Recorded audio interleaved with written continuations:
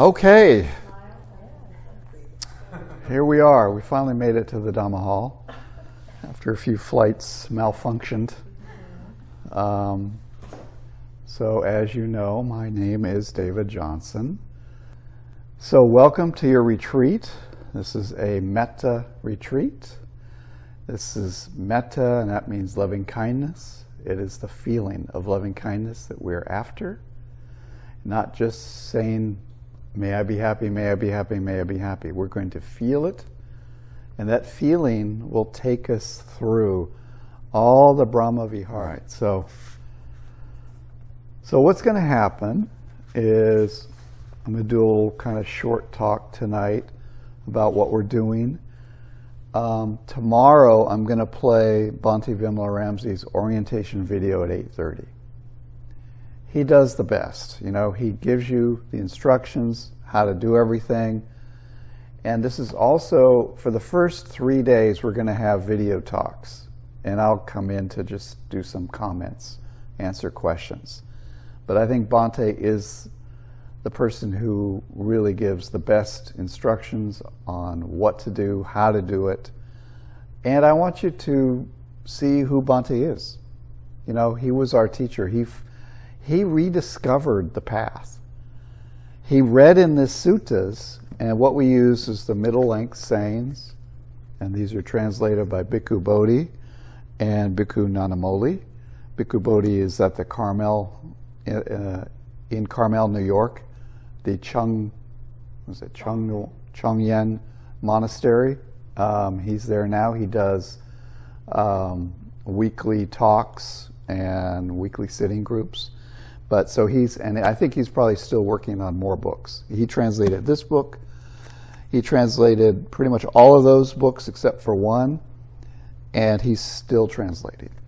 And he does the best translations. I think it's what Bhante kind of, agreed. Let's see. So this is the book that we'll be reading suttas from. Every now and then we will have some suttas from the Anguttara Nikaya or the Samyutta Nikaya. The difference is, this is the middle length discourses. That means the discourses that were medium length. There is the Samyutta Nikaya. That means short discourses. There is the Anguttara Nikaya. That means the connected discourses that had to do with how many things. Like there are 4 noble truths. There are 10 this. And there are books of 1, book of 2, book of 3s, book of 4s. So those are the 3 main books. Well, and there's also at the bottom, the Digha Nikaya, which is the long discourses.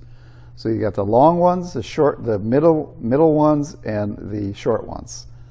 They're not arranged by subject, except in the Samyutta Nikaya, there is subjects, so that's true for that.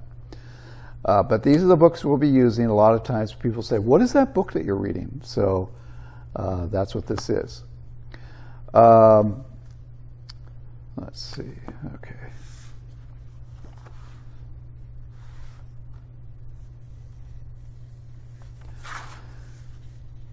Yeah. So I wanted to start with this short little discourse. Some of you have heard it. It's from the Samyutta Nikaya 47.7. It's called The Yoke with a Hole. Bhikkhus, suppose a man would throw a yoke with a single hole into the great ocean, and there was a blind turtle which would come to the surface once every 100 years. What do you think, bhikkhus? Would that blind turtle coming to the surface once every 100 years insert its neck into that yoke with a single hole? If it would ever do so, Venerable Sir, it would be only after a very long time. Sooner, I say, would that blind turtle coming to the surface once every 100 years insert its neck into that yoke with a single hole than the fool who has gone once to the netherworld would regain the human state. For what reason? Because here, bhikkhus, there is no conduct guided by the Dhamma, no righteous conduct, no wholesome activity, no meritorious activity. Here there prevails mutual devouring, the devouring of the weak. For what reason? Because bhikkhus, they have not seen the Four Noble Truths. What for? The noble truth of suffering, the noble truth of the way leading to the cessation of suffering. Therefore, bhikkhus, an exertion should be made to understand this is suffering. An exertion should be made to understand this is the way leading to the cessation of suffering. So, getting a human birth in the cosmology of the Buddha is very rare. It is though there was a blind turtle that was swimming around in the Pacific Ocean, and once every 100 years, he just happened to come up, and he happened to have this little yoke here and put his head through it. And that's how often, that's the rarity of getting this human birth. So the Buddha is just warning you, take advantage of it. Here is where you can meditate, you can get off the wheel of samsara.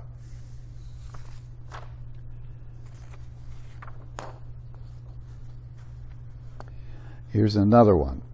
So I have heard. At one time, the Buddha was staying near Savatthi in Jeta's Grove, Anathapindika's monastery. Now at that time, a certain lay follower from Icchinagalaka arrived at Savatthi on some business. Having concluded his business in Savatthi, he went to see the Buddha, bowed and sat down to one side. The Buddha said this to him, "It's been a long time, lay follower, since you took the opportunity to come here. For a long time I've wanted to come and see the Buddha, but I wasn't able, being prevented by my many duties and responsibilities." Then, understanding this matter, on that occasion the Buddha expressed this heartfelt sentiment. One who has nothing is happy indeed, a learned person who has assessed the teaching. See how troubled are those with attachments, a person bound tight to people. In other words, lay people have many things to do. They have many distractions. It's hard to get 10 days off. It's hard to let go of the phone. It's hard to let go of the excitement of the world. And you've done it. So you've done a hard thing indeed. Most people out there would never spend 10 days. They'd say, you're doing nothing. You're not doing anything useful. Well, of course, everything we're doing here is very useful. And what we do here will carry with you for the rest of your life. This is a very important 10 days. It can be very powerful, but it's up to you as to whether you want it to be like that or not. You have a lot of things called hindrances in your mind. We're going to solve that. The Buddha called that a poison, a dart. It's a virus. And we're going to eliminate that virus of this craving, of this neurosis, of this constantly wanting, hating, lusting, sensual desire, this all things that are not needs, things that are your reactions, your judgments. We're going to see all of that stuff and we're going to let it go. It's okay that it's here, but we're going to let it go.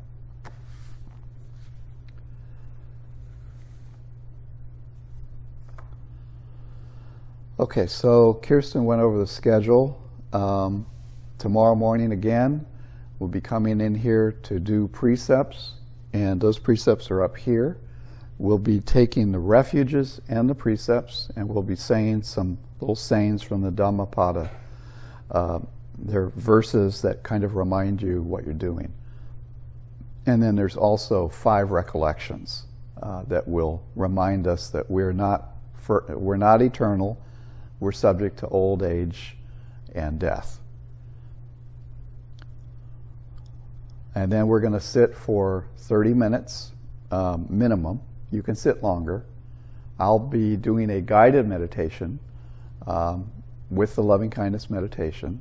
And we're not going to, I know some of you that you're a little bit more advanced than others, but we're going to start tomorrow with the spiritual friend and just kind of get back in the saddle, if you will. So I'll do that. After 30 minutes, if that's enough for you, then you can get up and go and do walking meditation. And we'll go through what this is all about here. So this is a smiling meditation. Smiling makes you feel happy. Happy makes you feel loving kindness. It makes you feel content. What you want to have is an attitude of being on vacation. You didn't come here to work. You left all the work behind. Now you're on a vacation. You're relaxed. We are going to take care of everything for you, except for room service. You have to come to the dining hall. But we're going to do everything for you so you can just sit and watch your mind and observe. So what are, let's see here, I want to make sure.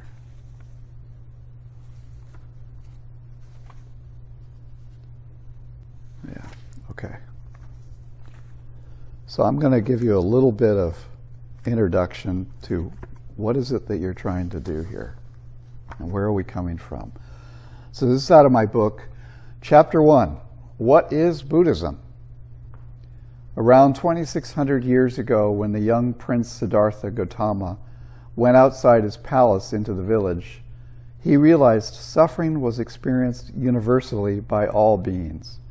He found that there was sickness, old age, and death, and it so shocked him that he left behind his wife and newborn son, his kingdom and all his worldly goods to go in search of a way to end this suffering. After years of searching, he finally discovered the path to the end of suffering, Nibbana, a path which he described as not only achieving release from suffering, but a path which was also immediately effective, or not taking that long if practiced correctly. He then spent the next 45 years teaching that path to others. During that time, many people were awakened. The Mahavacchagotta Sutta, number 73, in the Majjhima Nikaya, confirms and gives us more details about just how many thousands of people were awakened.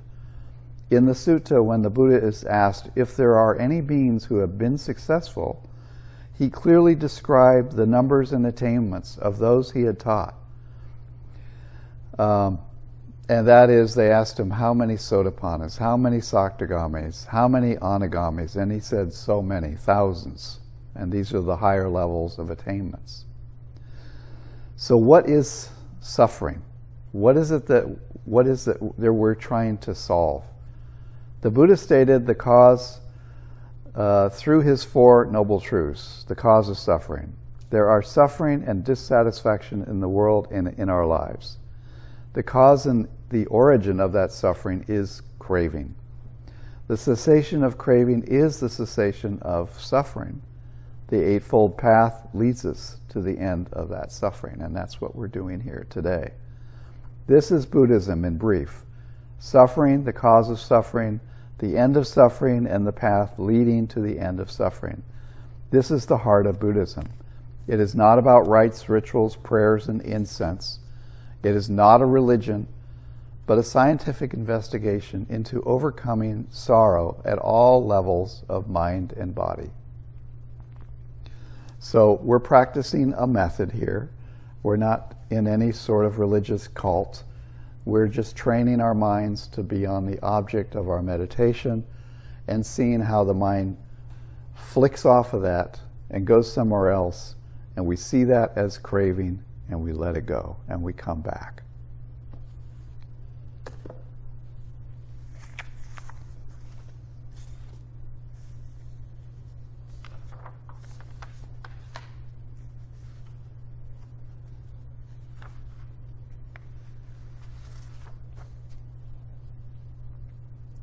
So what are we doing here? It's like a farmer. We are farming ground and making it a flat and fertile ground. We're pulling out the weeds. We're cutting down the trees. And what are the weeds and the trees? They are the hindrances. There are 5 hindrances that will take you out of your meditation somewhere else. The hindrances are sensual desire, hatred, doubt, restlessness, sloth, and torpor. We're going to hear this many times. So we're just going to go over it real quickly. Now we need to till the land and prepare it. This is restraint, chanda. Chanda is a Pali word for wholesome intention. You're coming here with a wholesome intention to develop yourself. You're not coming here with an unwholesome intention to gamble or to hear a rock and roll concert or something like that. That's an unwholesome or sensual desire type of process. We prepare the mind beforehand. How do we prepare the mind? We follow the 5 precepts. Precepts are what we're going to take tomorrow. We're going to take those every day. Those precepts are going to allow you to calm down. If you follow these 5 precepts, then your mind is going to be happy. It's going to be content. There's going to be no guilt or remorse. If you kill a bug, that will cause just the slightest little bit of remorse or guilt. So we're not going to kill any bugs. So the 5 precepts are no killing, no stealing. That's not taking what is not given. You can't just go into somebody's cabin and take something and borrow it and then put it back. That's still not taking. You cannot take what is not given. No wrong sexual activity, and no sexual activity at all. That's the 3rd precept. And there's no lying or harsh speech. You're always going to tell the truth. And of course, no intoxicants that dull the mind. No drugs of any sort if it's an intoxicant. Coffee and tea is okay. It's not going to dull the mind. This will develop a very strong, powerful mind. You have this basis. This is the basis of sila. Sila is the Pali word for morality. This is the precepts, the rules. Why do we do this?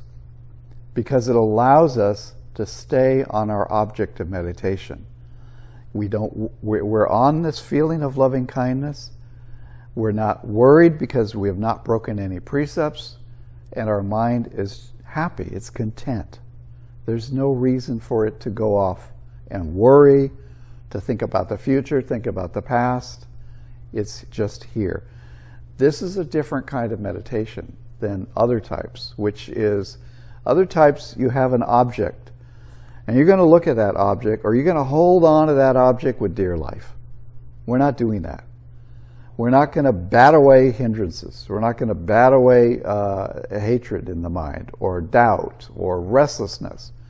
We're going to allow it to be there, and then we're just going to not pay any more attention to it and let it go and wish it good luck. Goodbye. So instead of holding on to the object, we're going to let our mind just sit on the object. It will just kind of, after it's shaking, it comes down, and then it will just sit there. And then what will happen once the mind is there for a few minutes, 3 minutes, 5 minutes, is this state of jhana will arise. And we'll talk more about the jhanas later, but the state of jhana is a state where the hindrances are no longer arising. It's a very pure state, and there's increasing levels of jhana.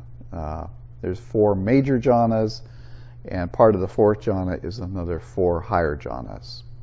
So this is just a cessation in the mind of the activity.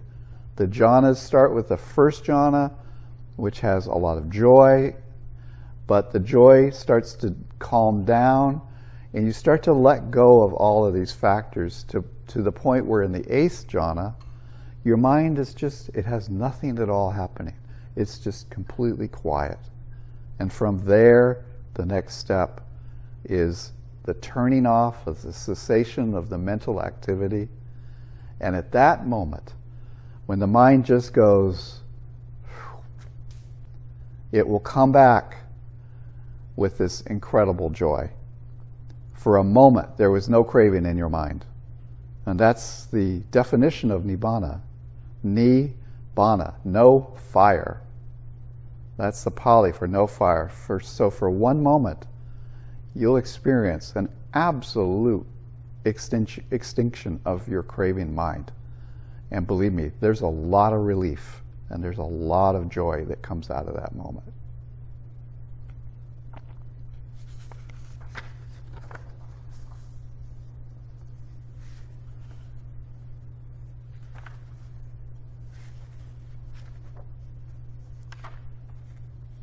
So, loving kindness. This is from the Samyutta Nikaya. It's called Pots of Food. At Savatthi, bhikkhus, if someone were to give away 100 pots of food as charity in the morning, 100 pots of food at noon, and 100 pots of food as charity in the evening, and if someone were to develop a mind of loving kindness, even for the time it takes to pull a cow's udder, either the morning, at noon, or in the evening, this would be more fruitful than the former. Therefore, bhikkhus, you should train yourself thus. We will develop and cultivate the liberation of a mind by loving kindness. Loving kindness, if you cultivate it, there's lots of story of people, giving things to monks and making, quote, merit. And that's all great. That's really good. But the best thing is to develop your own mind. And when you develop loving kindness, what you're doing is you're doing something that nobody else does. That means you're taking your current state of mind and you're replacing it with a wholesome state of mind. Most people, they walk around and they have this thought and then that thought and then that thought, and they get in the car and they have that thought, and they never actually are mindful. They never use this facility of looking at what's going on in their mind. Well, we're going to have a look at what's there. And we're going to replace all of that wandering minds with a wholesome state, and that's loving kindness. And because instead of going like this, you all of a sudden you turn back around. This is a powerful thing for your mind. It will change your life, because this loving kindness is so powerful when you practice it. Now, you may not think so now, but later when you reflect on it, you'll realize that you actually were going this way and now you're going this way. And this way is going up toward the light, toward a pure mind, no hindrances. So, just some loving kindness for a few moments is more powerful than giving all this food.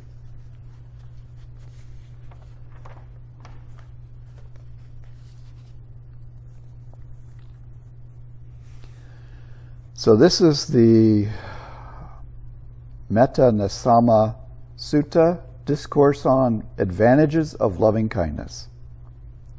Thus have I heard. This is from Anguttara Nikaya, in the Book of Elevens. Thus have I heard. On one occasion, the Blessed One was living near Savatthi at Jetavana at Anathapindika's monastery. Then he addressed the monks, saying, "Monks, Venerable Sir," said the monks by way of reply. The Blessed One then spoke thus. Monks, 11 advantages are to be expected from the release or deliverance of heart by familiarizing yourself with thoughts of loving kindness, or metta, by the cultivation of loving kindness, by constantly increasing these thoughts, by regarding loving kindness as a vehicle of expression and also as something to be treasured, by living in conformity with these thoughts, by putting these ideas into practice and by establishing them. What are the 11 benefits? Number 1, he sleeps in comfort. He awakes in comfort. He sees no evil dreams. He is dear to human beings. He is dear to non-human beings. Devas, or the gods, protect him. Fire, poison, and sword cannot touch him. Now that's one thing you probably don't want to test. But theoretically, and now when it says benefits of loving kindness, it's not just practicing loving kindness for a day. This is like deep, successful practice. His mind can concentrate quickly. His countenance is serene. He dies without being confused in mind. If he fails to attain arhatship, the highest sanctity here and now, he will be reborn in a Brahma world. And a Brahma world is a very good place to be reborn. These 11 advantages, monks, are to be expected from the release of heart by familiarizing yourself with thoughts of loving kindness, by cultivation of loving kindness, by constantly increasing these thoughts, by regarding loving kindness as a vehicle of expression, and also as something to be treasured, by living in conformity with these thoughts, by putting these ideas into practice and by establishing them. So said the Blessed One. Those monks rejoiced at the words of the Blessed One. So there's a lot of benefits to practicing loving kindness. You know, other practices say, well, loving kindness is just, just this side meditation that you do to feel good. Well, what's wrong with feeling good? I mean, so they say, oh no, it's not a serious practice. Breath is a serious practice. Well, I'll tell you, I did years and years of breath. I started 1973 with a Vipassana retreat, watching my belly. And I did a lot of meditation, 30-day retreats. I did a 3-month retreat. I did many of those retreats. But I didn't do them in the way that we're teaching you now. And the breath is a very hard object. You can use the breath in TWIM, in the Tranquil Wisdom Insight Meditation method, but it's very different. You have to use the 6 R's, which we'll get into. By the way, the 6 R's are over here, just in case you forget them. But it's loving kindness that is more interesting. It's more pleasant. It's got, juice. It's got a flavor. It feels good. And so, but in the suttas, there are a number of suttas that say there's more suttas that talk about loving kindness or metta that lead to nibbana than there is breath. There's only 3 that talk about breath. There's the Anapanasati Sutta, the Satipatthana Sutta, the Mahasatipatthana Sutta. There may be a few others, but there's just a very few of them. But there's a lot others talk about the Brahma Viharas, and you're going to be practicing the Brahma Viharas. And what that is you're going to develop metta. You're going to develop the loving kindness. That loving kindness is then going to automatically switch to the next Brahma Vihara. Brahma Vihara means the divine abodes. It means the divine states. The next state is karuna. That's compassion. So this feeling of compassion will arise in you. You'll take that as your object of meditation. Then the next feeling that will arise will be mudita, the feeling of sympathetic joy, of joy in happiness for other people's success. Then that will pass away. And then a deep feeling of equanimity or upekkha, that will arise. And that will then pass away as well. And then your mind will be completely quiet. And then you'll just continue from there. So this metta is the doorway. It's the gateway. You don't start with the other ones. You always start with loving kindness. And you can develop your loving kindness in your sitting, in your walking, and all day long. You can smile. You can start a sitting with a smile. You can start your walking with a smile. You can go to bed smiling. You can get up smiling, because this makes you feel good. It makes you happy. A happy mind, a tranquil mind, is a strong, powerful, collected mind. And that's what we're trying to get to.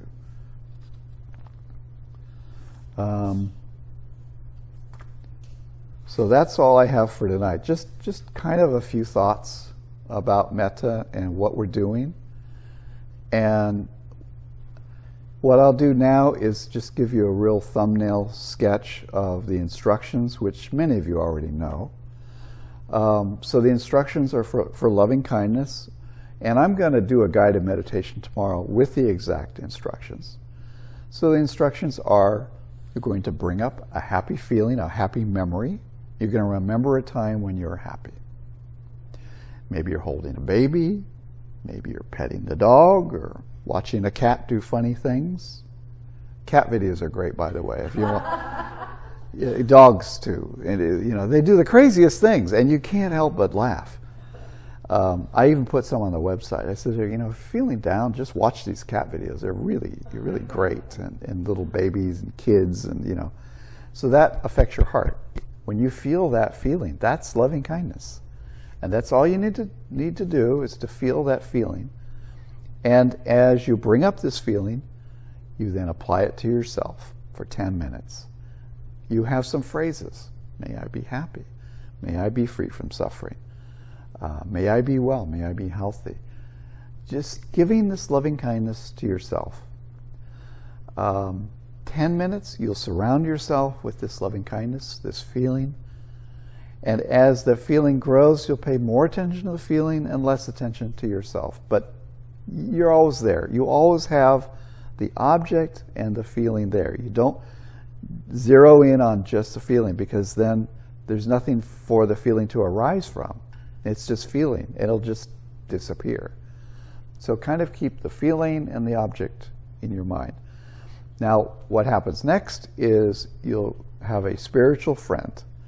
A spiritual friend is somebody of the same sex, they're alive, and they're somebody you like. Somebody you'd sit down, have coffee or tea with, or a meal, and they don't have to be perfect. They don't have to be somebody who has no faults. They can have some faults. We all have faults. But it's something just you generally like them. So you're going to take that person, you're going to think about that person, and you're going to take them and put them in your heart. And you're going to wrap them with this loving kindness. And you're just going to just let that loving kindness do its job.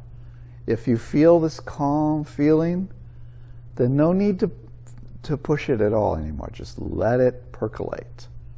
And, half of your meditation is letting the mind calm down. Just sitting and letting the mind finally calm down. Because when you sit and you stop moving, your mind is going like this, and then it has to, when you stop, it stops. After a while, if you don't let go of restlessness, it will start up again. But initially, you just stop, you sit, and it calms down, and then you bring up these feelings of loving kindness, and you let that feeling envelop yourself. So then for the next 20 minutes of your 30-minute meditation, you keep that spiritual friend in your heart. You take them, you put them in your heart, and surround them with this feeling. You just hold them like a little baby, and you're just doing, when you hold the baby, you're not trying to hold the baby. You're not like grabbing and trying to look into its eye. You're just having fun. So have fun in the meditation. Make it a game. Make it something that's not work. Just sit and just chill. Just be happy. It's like sometimes you go out into a park, you sit on a park bench, you got this beautiful lake, the ducks are all quacking away, and it's just great. And that's what you want to be. That's where you want to be in your meditation. Calm, happy, content. The sun's coming down, not too hot, not too cold. Everything is good. And so you feel good. So generate this feeling of kindness, this metta, and send it to other people. And the first person is that spiritual friend. After that, we'll get into other places. Walking. So walking, you're going to be, it's good to pick this, the classical method is to pick out a path, 30 paces, and to go back and forth. Take your spiritual friend for a walk. That friend, you visualize him or her and just see them smiling and happy, and walk down that path. Stroll. Don't walk slow. Don't walk fast. Just stroll as if you're just taking a nice, quiet walk. When you get to the end of that walk, you turn around, keep your spiritual friend in mind, and come down back again. Now, of course, some of you will want to take the paths and go down that way. And that's okay, but don't make it a nature walk where you're looking all around and all of this. You can attain jhana when you're doing walking meditation. It says so in the suttas. I have the paper, I think, on tomorrow's little talk. It's called celestial walking. And celestial means walking in jhana. It's not that hard to do. You just stop paying attention to everything around you and put your mind in front of you with your spiritual friend. and just be content doing that. You'll notice your mind wants to do this. So that's the craving. It's constant. It's like this fire that's burning. It wants to look out here, wants to look here. Boom, boom, boom, boom. Let that stuff go. Just let it go. So how do you let these hindrances go? Well, the 6 R's. The 6 R's is right effort. The 6 R's is you recognize your mind's gone off. You release that thought or that distraction. You relax any further moving out toward thinking about something. And you re-smile and you come back to your meditation object and you keep it going. So it's you notice something is there and you recognize, oh, whoa, here we are. You don't like go, oh man, I'm such a bad meditator. I don't know what I'm doing. I don't know if I'll ever get this No, that's more craving. Let that stuff go. If you notice your mind is wandering, the moment you notice it, go, oh, okay. And accept it. It's there. It's what's come up. And release and relax. And you can take a few seconds. There's nowhere to go. You don't have to jump back to your object. Because what we're really trying to see is this process of the mind moving. The definition of mindfulness is watching how the mind moves from one thing to another. How it's constantly taking you away from the present. At some point, you will just live in the present. Your mind will not be doing this. And this is called peace, peace of mind. This is the highest happiness. It's not joy. It's not jumping around. It's equanimity, which is the highest happiness. It's being calm, tranquil, but with this little smile. Like, yeah, everything's good. And that's why the Buddhas, they're always made with just this little bit of a smile on them. That's the equanimity of the Buddha. So sitting, walking you'll walk 20 to 30 minutes. Sitting, definitely at least 30 minutes. And you can certainly sit longer if things are going well. At lunchtime, notice how your mind is moving around. Like you're looking at this, you're thinking about this. Try smiling while you're eating. And notice how the mind doesn't want to do that. It wants to go look at what's on that person's plate. Do you know that there's a rule in the Vinaya, which is the discipline for the monks, that you're not to be looking in other people's bowls? It's funny because we all want to know what other people are eating. Oh, maybe it's better, you know. Oh man, what we got that's not right. That's better. So the mind is always creating these distractions and things. So your mind will be doing that at lunch. You go, well, did I get enough? Maybe I should get more. Are they going to have it? And also during lunch, just as a word of advice right now, is the first lunch that you have, eat a little extra. You're not going to get any dinner, and that's okay. After a day or two, you get very used to that, and you actually like it because your mind is very clear at night. At breakfast time, Kirsten's going to make a lot of breakfast. There's a lot of food there. Don't eat too much, though, because then you're going to get sleepy. And then the rest of the morning, you'll feel a little bit slow. You don't want to do that. Lunch is coming right up. At 11:30, lunch is already there. I mean, you could eat a piece of toast and you're fine. But, have whatever feels right for you. But just be aware of too much might slow you down. There's a big lunch that's coming. So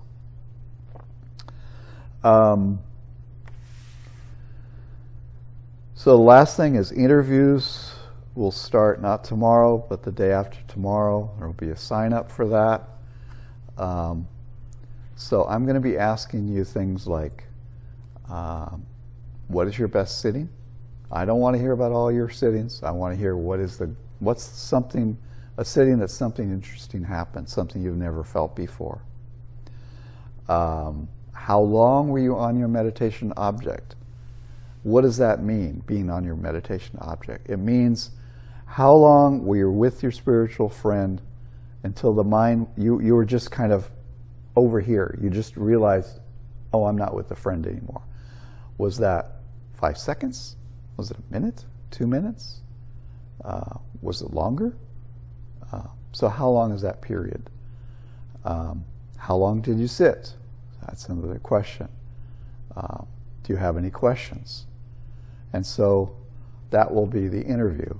And some of you may need some things like forgiveness meditation. Forgiveness is another thing that Bhante Vimalaramsi really discovered. He did 2 years. He thought forgiveness would be good, so he spent 2 years doing forgiveness on his own. And he came up with this very unique practice. It's very laid out. It's nothing subject to, what do I do when that happens? No, there's a process that happens. And so you might be assigned some forgiveness, and we might have to work on some emotional things. Because when somebody says, may I be happy, their mind might say, no, I don't deserve it. I'm not a good person. And that'll come up, because now you're saying, you're looking back at yourself now. You're changing direction. You're saying, may I be happy? Oh, come on. No, okay, other people can be happy, but I can't. And this is the way you've treated yourself. So now you're going to treat yourself better. And we're going to help you with some forgiveness meditation. And don't think that, that's bad. Forgiveness is great. Eventually, everybody here will do some forgiveness. I've done a lot of forgiveness. Kirsten's an expert in forgiveness. It's a great practice. But we're going to start with Metta and see where you go. And so tomorrow at 8:30, I'm going to play the official orientation video. It's about an hour with Bhante. We'll watch that here. And then you're free to meditate for the rest of the day. And lunch at 11:30, tea time at 5:30. There will be a bell for lunch, bell for tea time. And then 6 o'clock, we'll come back here. And we're going to hear from Bhante again. And then after that, you can do some meditation and then go to bed. And try to stay up as late as you can. But for today, everybody's been traveling. So, go to bed immediately if you want to. If you're tired, just go to bed. And take it easy. So any questions? Will you interview each of us every day? Yeah, every day. That's something that you might not get with other practices. And that's why this is so fast. Because if you're veering off over here, we can say, no, come back over here, and kind of keep you on the straight and narrow, keep you on the middle path. Okay. Now, at the end of every talk, we do share merit. And there are merit papers down here, but it's right here if you can read it. But if you can't, you're welcome to come up here and get one. So everybody at once.